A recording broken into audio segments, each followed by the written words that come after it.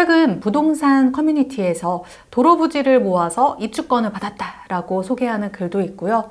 또한 어느 일간지 신문기사에서는요, 서울 모처의 재개발 사업구역 내에 도로 부지 2필지가 감정평가액의 300%에 해당하는 금액으로 낙찰되었다라는 소식이 전해지기도 했었습니다. 오늘은 재개발 사업이나 재건축 사업 부지 내에서 도로 부지 소유하신 분들의 입주권에 관해서 꼭지를 마련했습니다. 보통 재개발이나 재건축 시에 조합원 지위가 인정되시는 분들은 그 해당 사업구역 내에 토지와 주택을 소유하신 분들입니다. 이러한 분들이 원칙적으로 아파트 입주권을 받으실 수 있는 조합원으로서의 권리가 있는 것이고요. 그 외에 각 조합의 정관이나 아니면 도시정비법 그리고 각 지자체의 조례에서는 토지만 소유하신 분들에 대해서 예외적으로 입주권을 부여할 수 있는 조항들을 마련하고 있습니다. 그런데 이게 지방자치단체마다도 조례가 내용이 다르고 또한 조합도 관리처분계획 인가일, 권리산정 기준일이 서로 다르다 보니까 저희 법인에 이 도로 부지를 소유하고 있는데 이게 입주권이 나올까요? 안 나올까요? 그러니까 금딱지일까요? 물딱지일까요? 이거를 물어보시는 문의가 굉장히 많습니다. 일단 간단하게 말씀드리자면요. 재건축 사업구역 내에서는 주택과 부속토지를 모두 소유한 자만이 조합원으로서 분양 자격, 즉 입주권이 주어지는 것이고요.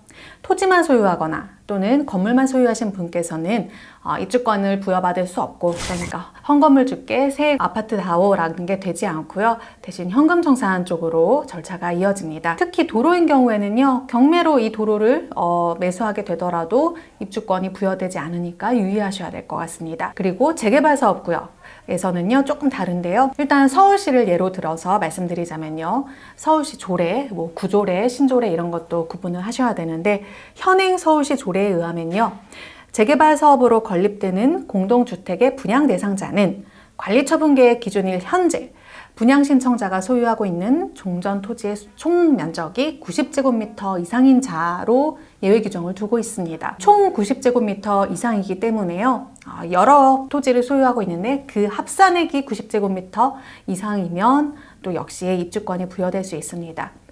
그런데 여기서 유의하실 부분은요, 권리산정 기준일이라는 것도 굉장히 중요한 개념입니다.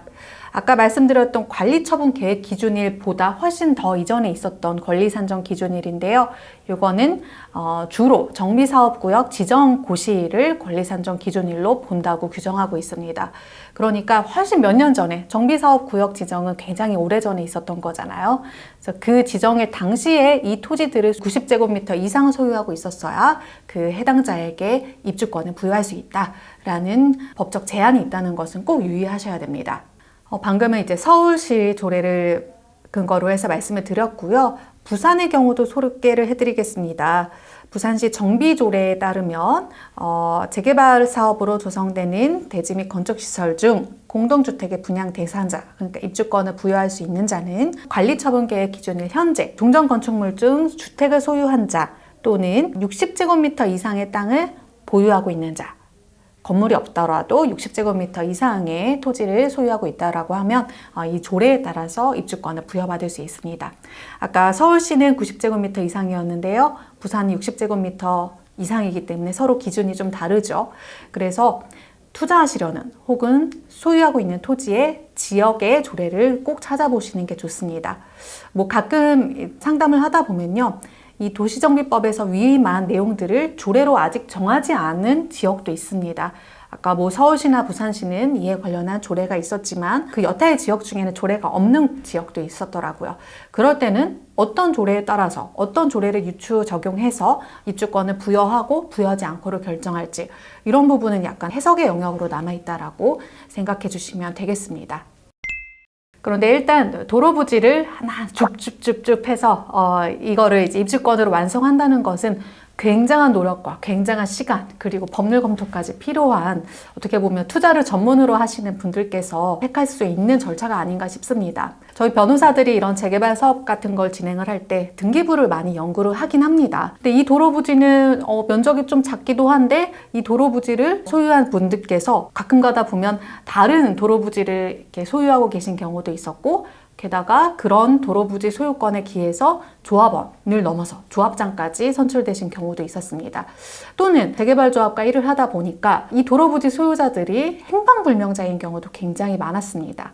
이 행방불명자더라도 이 사람이 사망했는지 안 사망했는지를 알기 전까지는 이 사람에게 소유권이 있습니다.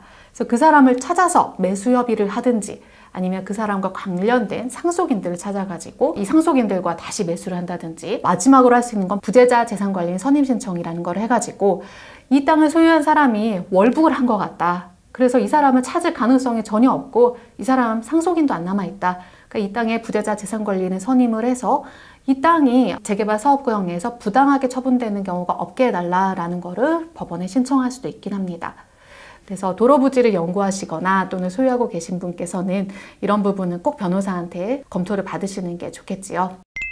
이상으로 도로부지 관련해서 입주권 받을 수 있나 없나에 대해서 좀 소개를 해드렸고요. 관련해서 문의사항 있으신 분께서는 언제든지 법무법인 정의로 연락 주시기 바랍니다. 감사합니다.